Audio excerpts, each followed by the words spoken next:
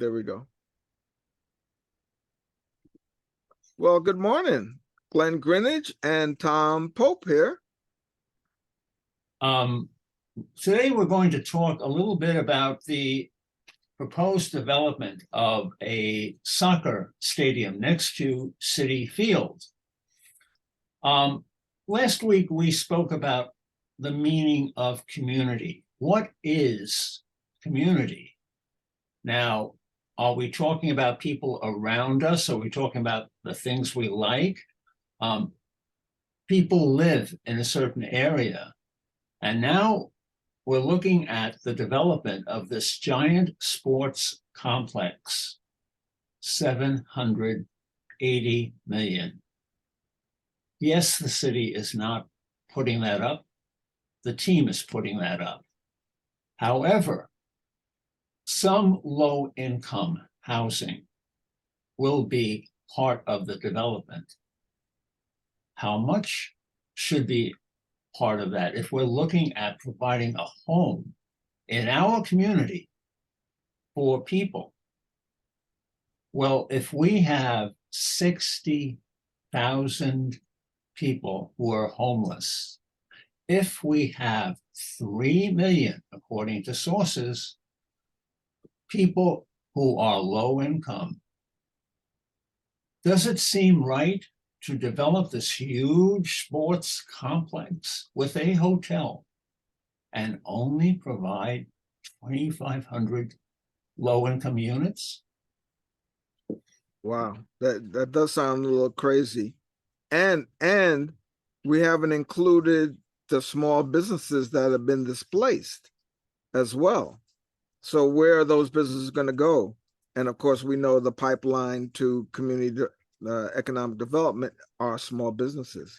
So you've got a small amount of housing provided. We have a $3 million person deficit in terms of low income, but we're only providing 2,500 units, which is not even going to scratch the surface of the problem in terms of making housing available. Now, we all understand the economics of development, and developers want to make their money back, but we as a city still are suffering from the as you stated, 60,000 people homeless, 3 million that are considered low income, and we're not providing any housing substantially to reduce that amount of deficit. And so in essence, we've forgotten about that word community. Yeah. Both of us are sport fans. However, when we look at a giant sports complex, which could be good, should we turn our backs on people in our community? It seems like a heck of a trade-off. I mean, when you think about it, wouldn't that site be better suited to put up housing, create housing to, combat the deficit? The stadium could, the Met Stadium could be, well, I don't know, it could be converted and used both for soccer and for baseball, but certainly, where's the looking? Where we're looking from a planning perspective. You also mentioned economics, and isn't there a discrepancy that we can put together this giant plan of development for sports and a hotel, but we can't find our way through a lot of hurdles in developing a plan for low-income housing? Yeah.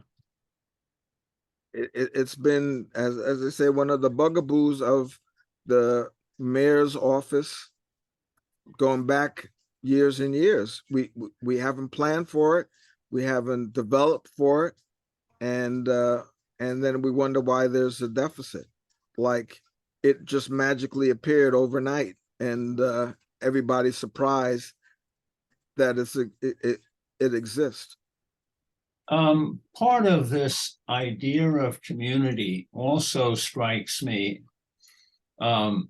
because if we talk about low-income housing in a certain community, we will encounter NIMBY. Now, we have not addressed NIMBY.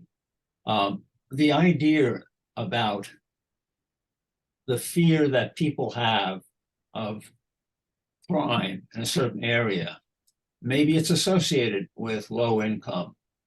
Well, all right, how do we placate that? We have better community services. Most of the crime we're seeing today comes from mentally disturbed people. Now, we're lacking in having mental health ability in the community. Let's have more of that. We solve the problem of some of the fears of people who say we don't want low income. We can put that all together. And at the same time, we build up community services for young people. And by doing that, stop them from going into gangs. We're developing the community and at the same time, reducing crime. That's how you reduce crime. And maybe then we have a community accepting the idea of having low-income people. All of this works together. It does. It really does, because if you've got to give them the health care they need, mental health being part of that. They need to be well in order to work. They need to be trained and retrained as the low-skill jobs are disappearing. They need to be retrained for higher skill, and those skills will then allow them to be productive, get jobs, and not have to rob and steal in order to feed their families, and provide for their families and themselves. So I mean, it is a vicious cycle, but we keep coming at it not from services, because services is the first thing that gets cut. I look at the education system, and you think about it, and what gets cut first? The music program, the band program, the after school facilities, some of the sporting teams get cut, and those are the areas where you develop leadership skills, you get community skills, socialization skills, all the skills that you need to be successful outside of the classroom. I'd like to add to that. We hear so much about fighting crime. Now, people who say they want to fight crime want to put more police on the streets, stricter bail laws. That is an insult to the intelligence to say that.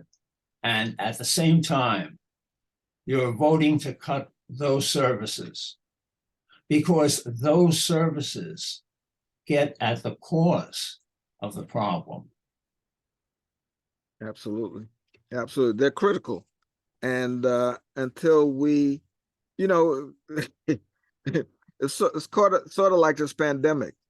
What is essential workers? We've got a whole new light on what is essential to us.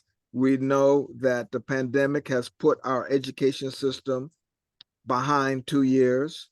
You look at who has been identified as critical workers to make sure that the quote unquote rest of us have the services, the basic services we need: transportation, folks in the supermarket with food, certainly the healthcare facilities, teachers, All of these areas have been undermined and reduced salaries, not compensating for the criticality of their jobs and the importance of it in our society, in the whole economic development and community development conversation. So you're right. It's a bigger conversation than just crime, than just police, than just these little sub components of the bigger issue, which is, getting people jobs, having them be healthy, getting them jobs and training so that they can take care of themselves. What's the expression? Don't give them a fish, teach them how to fish. And so if you've got an opportunity to develop that so that they can take care of themselves, then we as a society would be much, much better off. Well, would you have any other thoughts as we close? We've got to tackle this problem holistically. It's not a singular issue. It's a very multiple, complex. And I think we should have our people phone their local representatives to protest the small amount of low income housing that will be made available. Why can we spend dollars in putting together a plan for sports, but neglect people in the community? absolutely. If you like what you see, get in touch with us. Our Facebook page is Community and Social Change. Thank you.